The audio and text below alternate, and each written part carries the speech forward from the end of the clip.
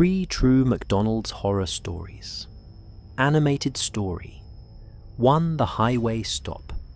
My name is Randall, and I was 34 years old when this happened. I was driving from San Antonio to El Paso on Interstate 10, a 6-hour stretch, through some of the emptiest desert in Texas. It was around 2:15 a.m. on a Wednesday night when I pulled off at a remote exit to grab coffee at a McDonald's attached to a lonely truck stop. The parking lot was nearly empty, except for 2 semis and a beat-up van parked at the far edge of the lot. I should have noticed that the van's engine was running.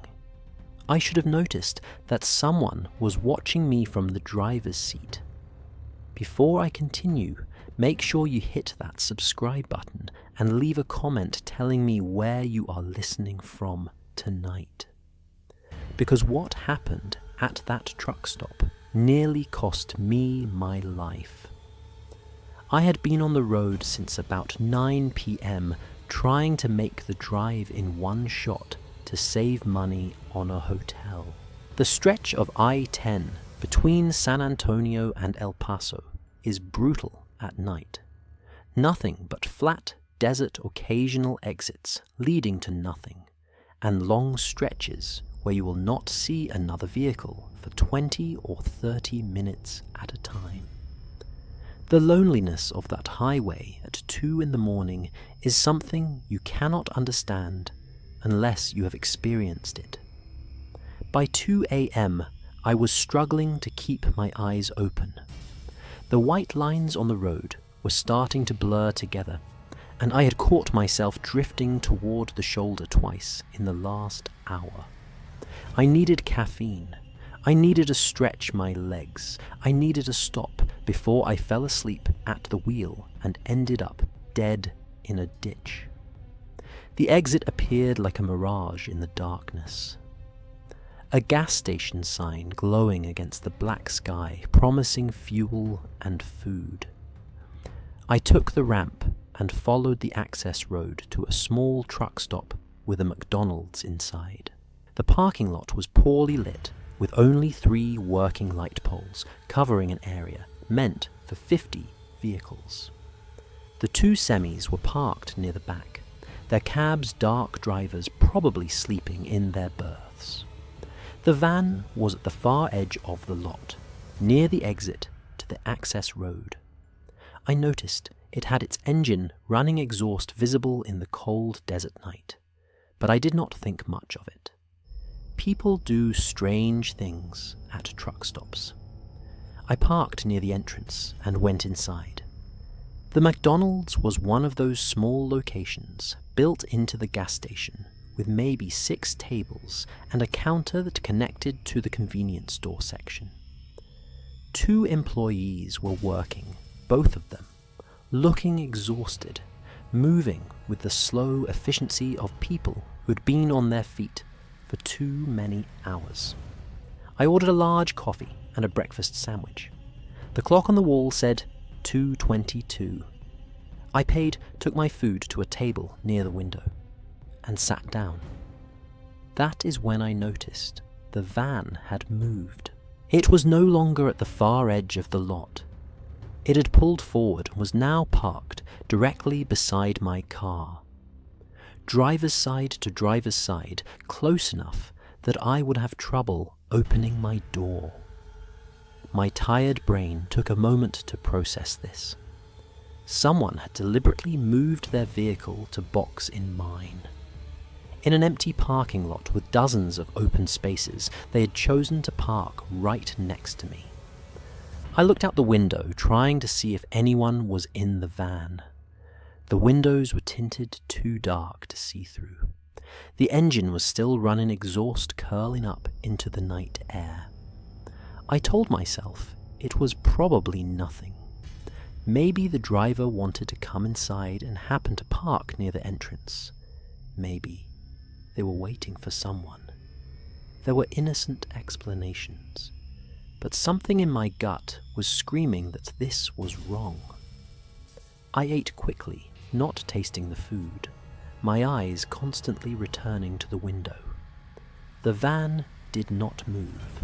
No one got out. It just sat there, engine running, blocking my car. I finished my coffee and stood up. I needed to get to my car and leave. I needed to get back on the highway and put distance between me and whatever this was. I walked toward the exit, pushing through the door into the cold night air. The van was maybe 30 feet away. My car was beside its driver's door, inaccessible, because of how close the van was parked. I started walking toward the passenger side of my car.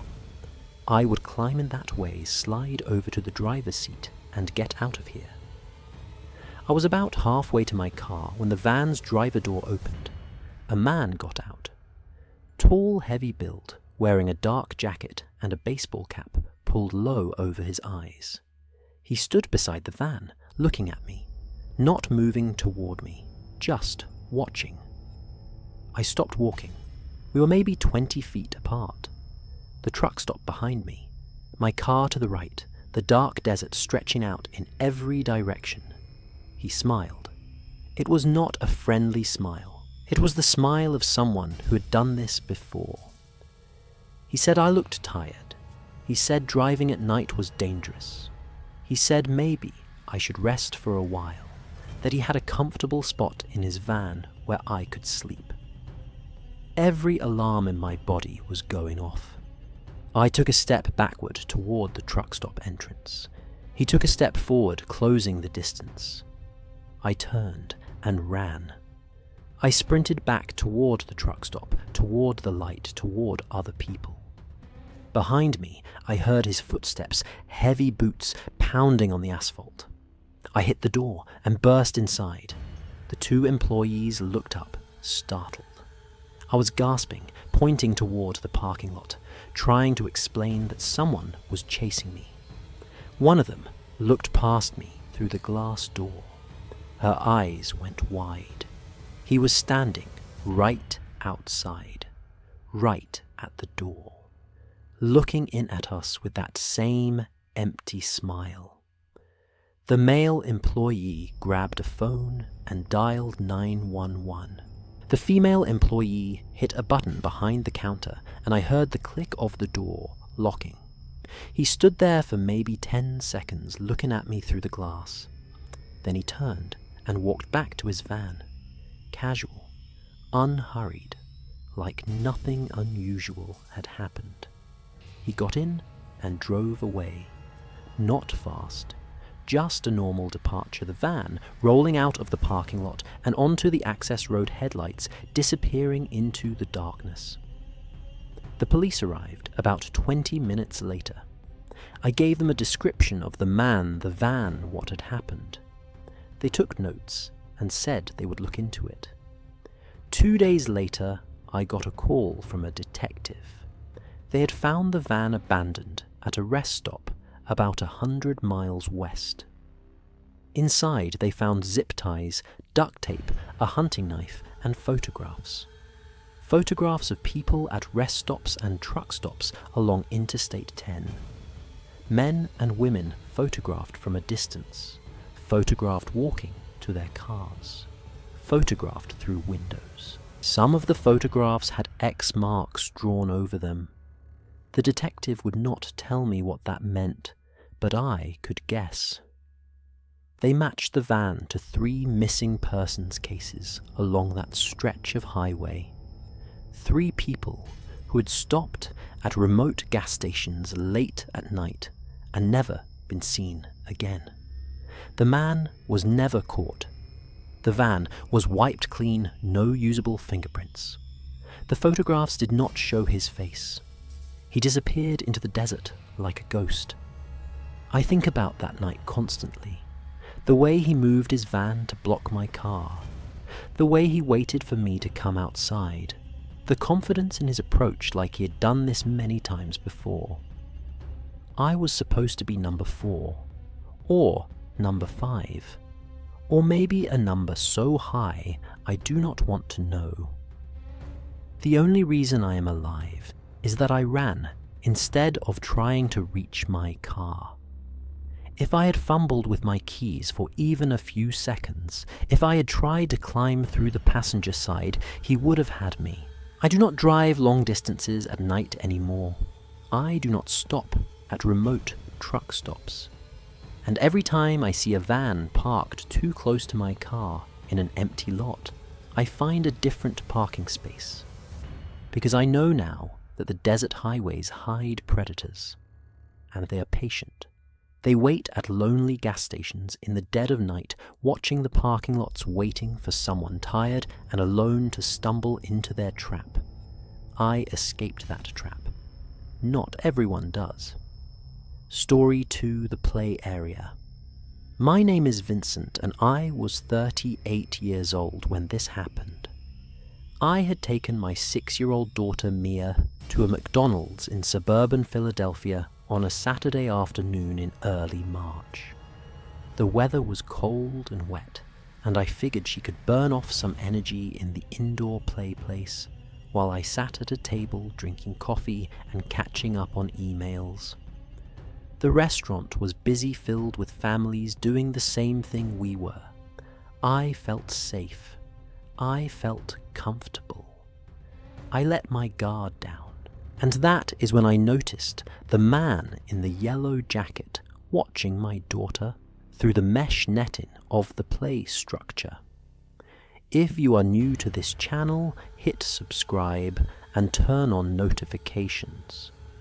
Because what happened in that play place is a warning to every parent who has ever let their child play in a public space.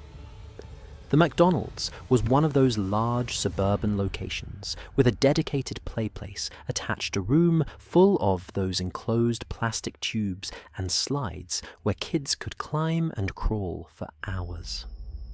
There were maybe 15 or 20 children inside when we arrived, ranging from toddlers to kids who were probably too old for the equipment, but playing anyway. Mia loved these places. She would disappear into the tubes, and I would see her pop up in different sections through the clear plastic windows, waving at me before climbing higher or sliding down. I had brought her to this specific McDonald's dozens of times without incident. It was part of our weekend routine. I found a table near the entrance to the play place, close enough to watch, but far enough to give her some independence. She ran off into the play structure immediately, her excited shrieks mixing with the noise of the other children. I pulled out my phone and started answering work emails that had piled up during the week. About 30 minutes in, I looked up to check on Mia and saw her in one of the upper sections, visible through the mesh netting. She was playing with another child, some game I could not follow from my vantage point. That is when I noticed the man. He was standing near the opposite wall, maybe 30 feet from where I was sitting. He was wearing a yellow rain jacket, even though we were inside, and he had his back partially turned, like he was watching something on his phone. But I could see his eyes. They were not looking at his phone. They were looking up at the play structure, at the section where Mia was playing. I watched him for a moment, trying to decide if I was being paranoid. Parents stood and watched their kids play all the time. He could have had a child in the structure somewhere. There was nothing inherently suspicious about a man in a McDonald's play place. But something about his posture bothered me. He was too still, too focused. And I noticed he did not have a tray of food, no drink, nothing to suggest he had purchased anything from the restaurant. I stood up and walked toward the play structure, positioning myself closer to where Mia was playing. The man glanced at me briefly, then returned his attention to his phone. I watched Mia come down a slide and start climbing back up through a different tube. For the next 10 minutes, I stayed on my feet, watching both my daughter and the man in the yellow jacket. He did not move. He did not check on any children. He did not interact with anyone. He just stood there, occasionally glancing at the play structure, occasionally looking at his phone. Then Mia came down to the lower level, emerging from a tube near where the man was standing. He looked at her, really looked, his whole attention suddenly focused on my daughter. I moved. I crossed the room quickly and called out to Mia. She turned and saw me, smiled, and started running toward me. I picked her up, holding her close, positioning my body between her and the man. He looked at me. Our eyes met, and I saw something in his expression that made my stomach clench. Annoyance, like I had interrupted something. I carried Mia out of the PlayPlace and back to our table. She protested, said she was not done playing, but I told her we were leaving. I gathered our things quickly, keeping one eye on the entrance to the play area. The man did not follow us out. When I glanced back, he was still standing in the same spot, watching the play structure, watching other children who were still climbing and sliding. I found a manager and told her what I had observed. A man without a child, without any food, standing and watching children play for at least 40 minutes. She looked concerned and said she would check it out. I left. I put Mia in the car and drove away, watching the parking lot in my mirrors, looking for a yellow jacket. I did not see him. I called the police when I got home. I felt foolish doing it. Nothing had actually happened. The man had not touched, anyone had not spoken to anyone, had not done anything overtly illegal. But something about the way he had looked at my daughter made me need to report it. The officer who took my call said they would send someone to the location to check it out. She said it was probably nothing, but she appreciated me being vigilant. 3 days later, I saw a news story that made my blood freeze. A man matching the description I had given yellow rain jacket, and all had been arrested at a different McDonald's about 20 miles from the one I had visited. He had attempted to lure a child out of a play place by telling her that her mother had sent him to get her. The child had screamed. The man had fled, but a witness had followed him to his car and gotten his license plate. When police searched his apartment, they found evidence connecting him to the attempted abduction of at least 2 other children in the area over the past 6 months. Neither of those children had been harmed because witnesses had intervened, but he had been escalating, building confidence, learning what worked and what did not. The McDonald's where I had seen him was one of several locations in his pattern. He would visit different restaurants, watching children play, selecting targets, and learning the layout of each play place. The officer I had spoken to called me back after the arrest. She thanked me for my report. She said my description had helped them connect him to multiple locations.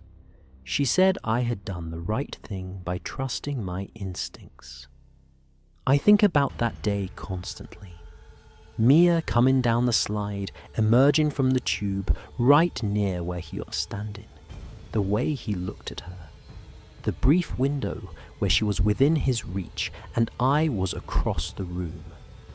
What if I had not been paying attention? What if I had been too absorbed in my emails? What if I had dismissed my unease as paranoia? Mia is 9 now. She does not remember that day at the McDonald's. She does not know how close she came. I have never told her, and I probably never will. But I have changed. I do not let her out of my sight in public spaces. I do not sit across the room scrolling through my phone while she plays. I watch. I pay attention. I trust my instincts when something feels wrong, because the predators look normal. They blend in. They stand in corners and pretend to check their phones while their eyes track your children through mesh netting and plastic windows. And the only thing that stops them is a parent who refuses to look away. Story 3, The Closing Crew. My name is Wesley, and I was 23 years old when this happened. I was working as a crew member at a McDonald's in a small town in rural Indiana, and I had just been assigned to the closing shift for the first time. It was a Thursday night in late October, around 11:45 p.m., and we were 15 minutes from locking the doors. The restaurant was empty, except for me, the shift manager Dominique, and one other crew member named Cara, who was cleaning the grill in the back. That is when a man walked through the front door carrying a duffel bag and asked if we were still serving. Something about the way he looked at us, the way his eyes moved around the room, cataloguing the exits, made every instinct in my body scream that something was very wrong.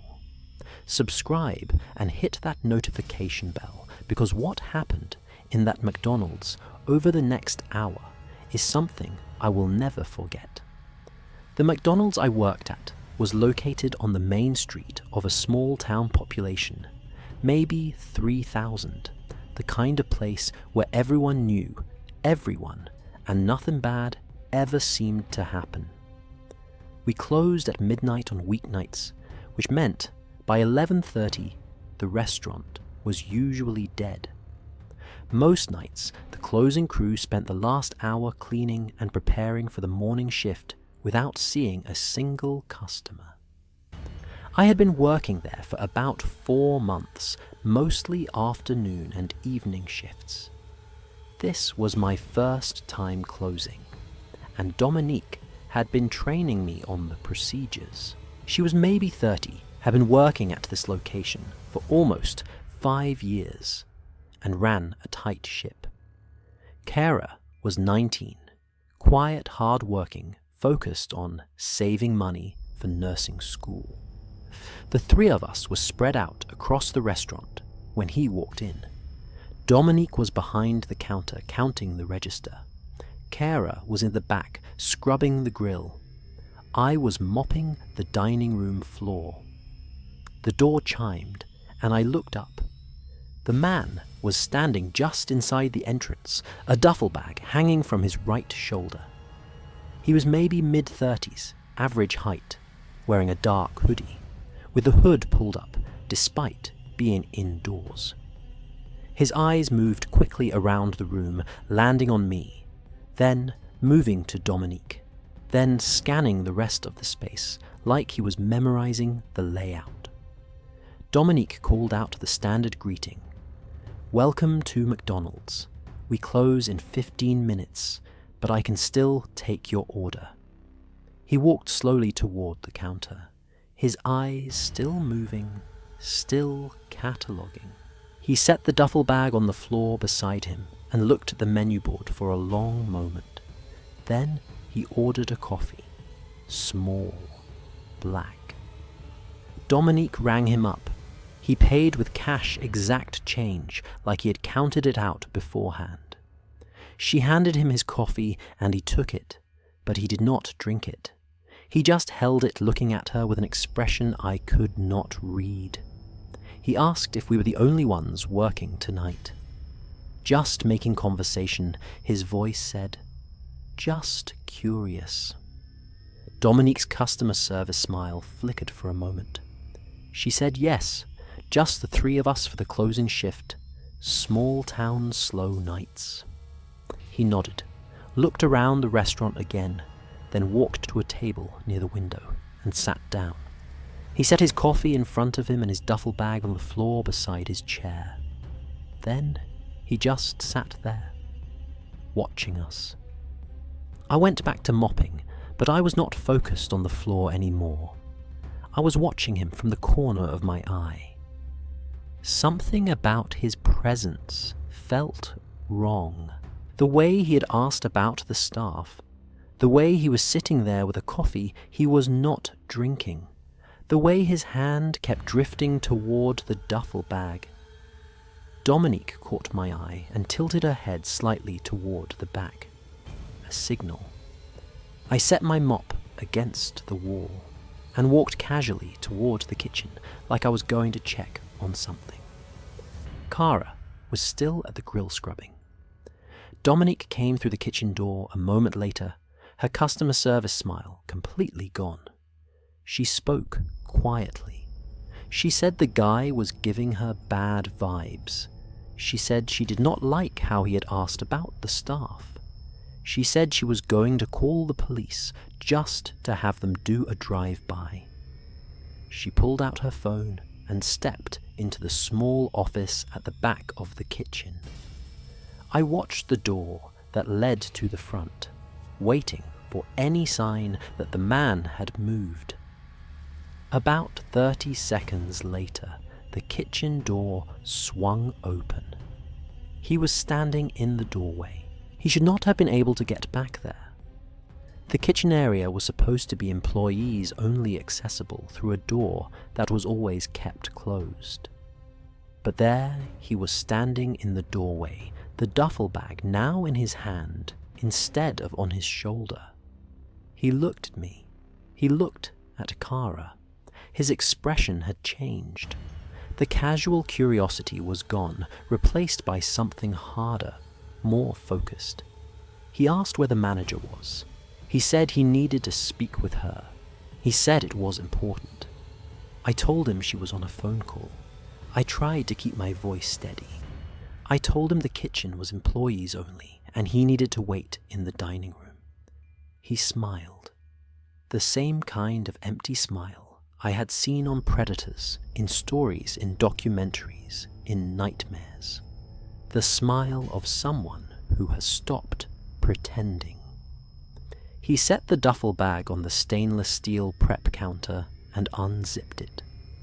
Inside, I could see what looked like rope, duct tape, and the handle of something metal that I did not want to identify. He said we were going to do this the easy way. He said if we cooperated, nobody had to get hurt.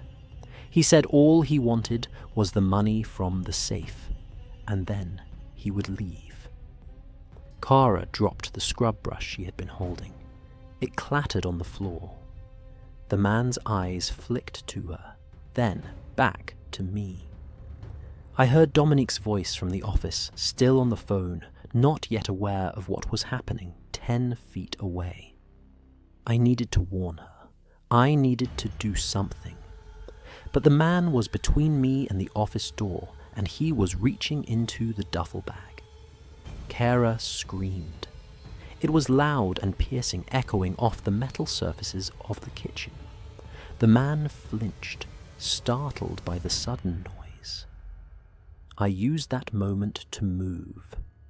I grabbed the closest thing I could find, a heavy metal spatula from the prep station, and swung it at his arm. It connected with a solid thunk, and he jerked back, dropping whatever he'd been reaching for in the bag. I ran for the office. Behind me, I heard him cursing, heard Cara screaming again, heard the crash of something falling over. I burst through the office door and found Dominique on her feet phone, still in hand, eyes wide. I told her to lock the door. I told her he had a bag full of weapons. I told her to tell the police he was in the building right now. She spoke rapidly into the phone, giving our address, describing the situation. I pushed the desk against the office door, blocking it. It was not much wouldn't hold for long, but it was something. Through the thin office wall, I could hear the kitchen, hear the man shouting, hear Cara crying, hear the sounds of someone moving around, searching. Then I heard the back door slam. Cara. She must have run for the emergency exit. Smart. Get out, get away, get to safety. The office door shook. He was on the other side, pushing against it. The desk scraped against the floor, moving inch by inch. Dominique was still on the phone with dispatch. I looked around the tiny office for anything that could be used as a weapon. A stapler? A tape dispenser? Nothing that would stop a man with rope and duct tape and whatever else was in that bag. Sirens. Distant, but getting closer. The pushing against the door stopped. I heard footsteps rapid, moving away. The back door slammed again. We stayed in that office for another 3 minutes until we heard voices calling out that the police had arrived. When we finally opened the door and stumbled out, officers were sweeping through the kitchen, checking corners, confirming the building was clear. He was gone. Escaped through the same back door Kara had used, disappearing into the darkness behind the shopping centre. They found Kara at the gas station next door, hysterical but unharmed. She had run until she found other people had hidden behind the counter while the attendant called for help. They found his duffel bag still on the prep counter. Inside were zip ties, duct tape, a hunting knife, and a handgun.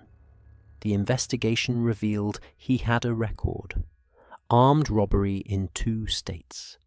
He had been released on parole 6 months earlier, and had apparently decided to start again. They caught him 2 days later at a motel about 50 miles away. Someone had reported a man matching his description acting suspiciously, and when police arrived to check it out, he ran. He did not get far. The prosecutor said that based on what was in the bag and his history, he had not just been planning to rob us. He said men like that do not bring zip ties and duct tape for a simple cash grab. He said we were lucky. Dominique quit a week later. She said she couldn't go back into that kitchen, couldn't close her eyes without seeing him standing in the doorway. Kara finished out the month and then transferred to a different location, one that was not open late at night. I stayed for another 3 months before the nightmares got bad enough that I knew I had to leave. Every time the door chimed after dark, every time a customer walked in wearing a hoodie, every time I was alone in the back, I was right back in that moment. Standing in the kitchen, watching him unzip the duffel bag, seeing the rope and tape inside. I work at a warehouse now, daytime hours, no customers, no late nights. It pays less, but I sleep better.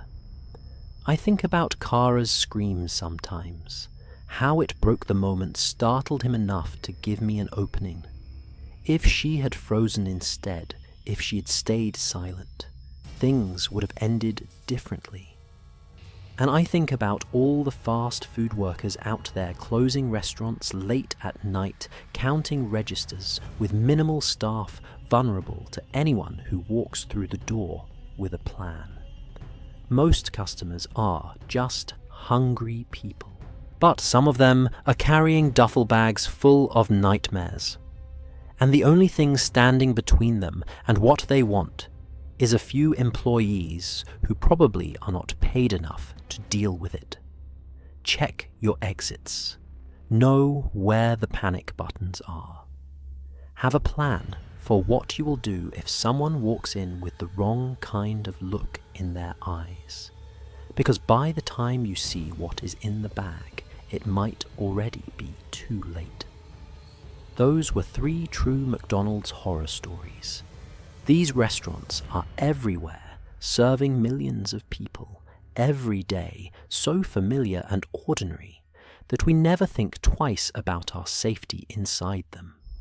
We order our food, we let our children play, we work our shifts, and we assume everything will be fine because everything has always been fine before. But as these stories show, danger does not care about statistics. It does not care about how many uneventful visits you have had. It comes without warning in parking lots at 2 in the morning in PlayPlaces on Saturday afternoons, in kitchens at closing time. Pay attention to your surroundings. Watch for people who are watching you. Trust your instincts when something feels wrong. Know where the exits are and be ready to use them. And if you work in fast food, especially closing shifts, please be careful. Have a plan. Know how to call for help quickly. Know that your life is worth more than anything in that register. Because the person walking through the door at 11:45 might just want a coffee. Or they might have a duffel bag full of rope and duct tape and a plan that does not include letting you go home.